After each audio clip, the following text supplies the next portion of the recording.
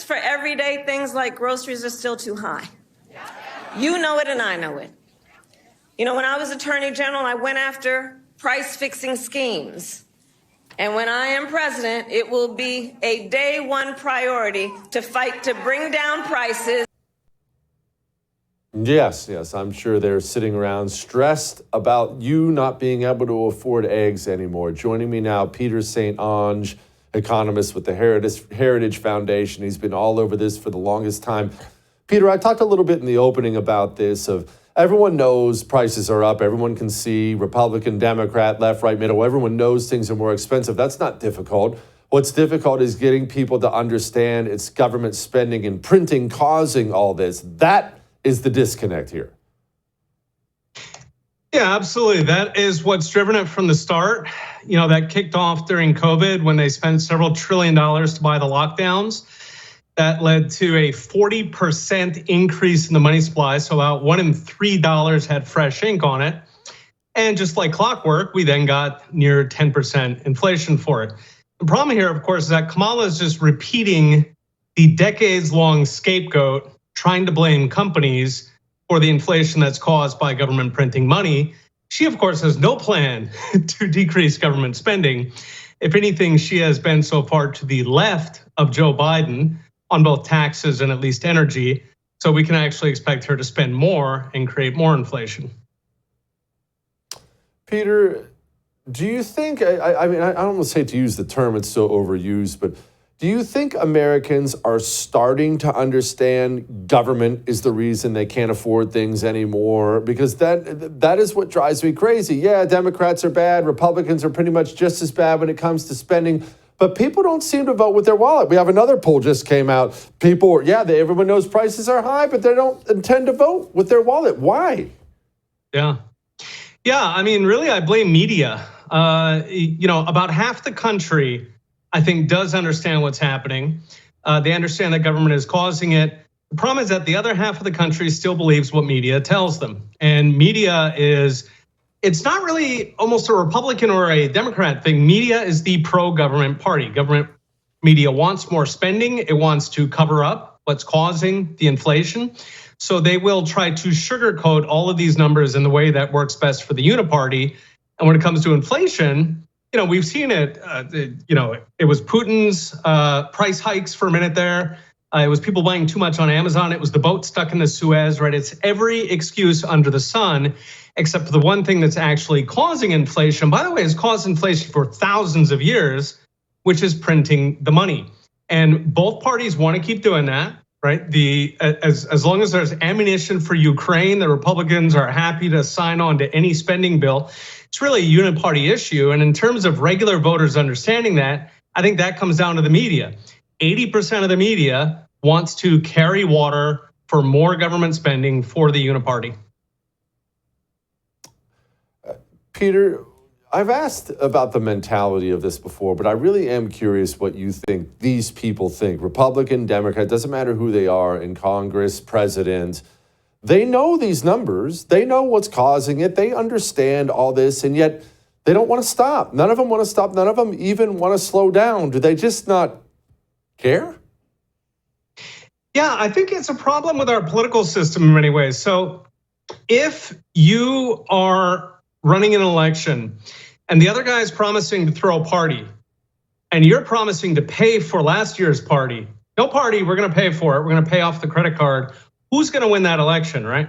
So the problem fundamentally is that voters do not feel like the spending is real. They don't feel like the deficit is real until they start feeling that, which historically takes a crisis.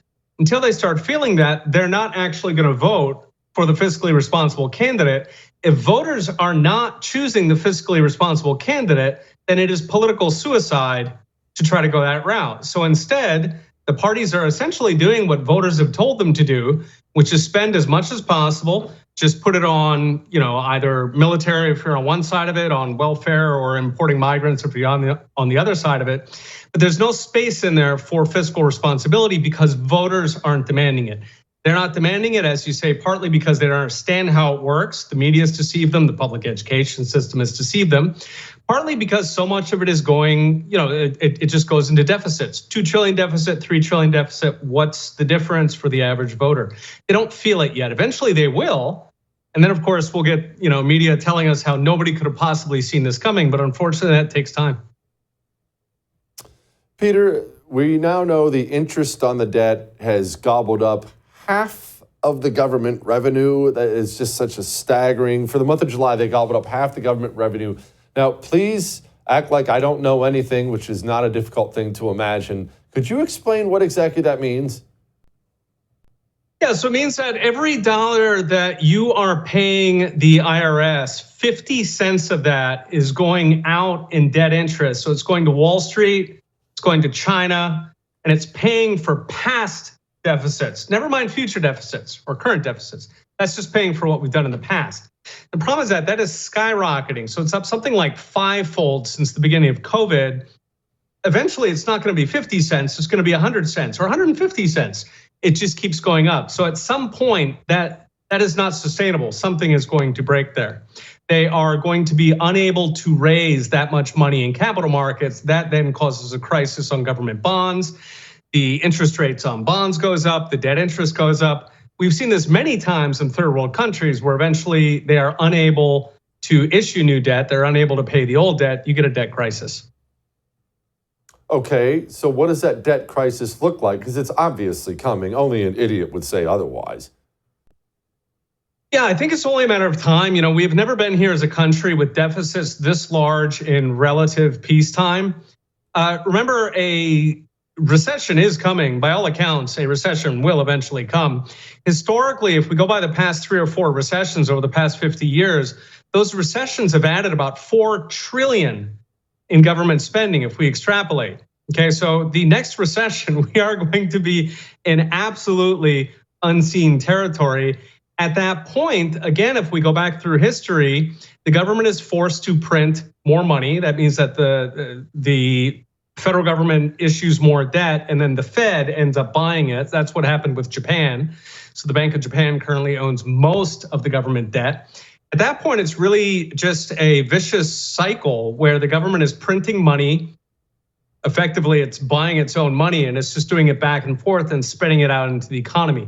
Once you get into that trap, you get inflation that gets worse and worse and worse every year. Now, we got there 50 years ago in the 1970s. What happened in the 1970s is finally we had a Fed chair who said, enough, we're going to break the back of this inflation.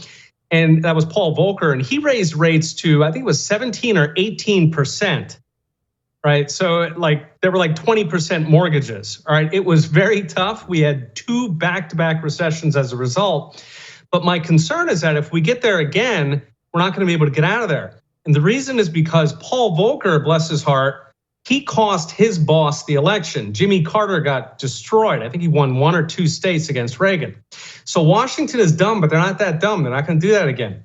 So my concern is that if we fall back into this 1970s script where we're looking at a decade of inflation and slow growth, I'm not sure that we can get out of it this time. So we're doomed to just death spiral from here? Is that what you think? I know you're not trying to be Debbie Downer, but if the only solution is a solution that won't be implemented, then there are no solutions?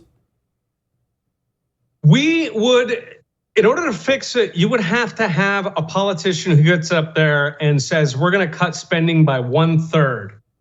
Okay, that's what it would take to end the deficits at this point. So they're collecting something like 4.5 trillion. They're spending more like 6.5 trillion.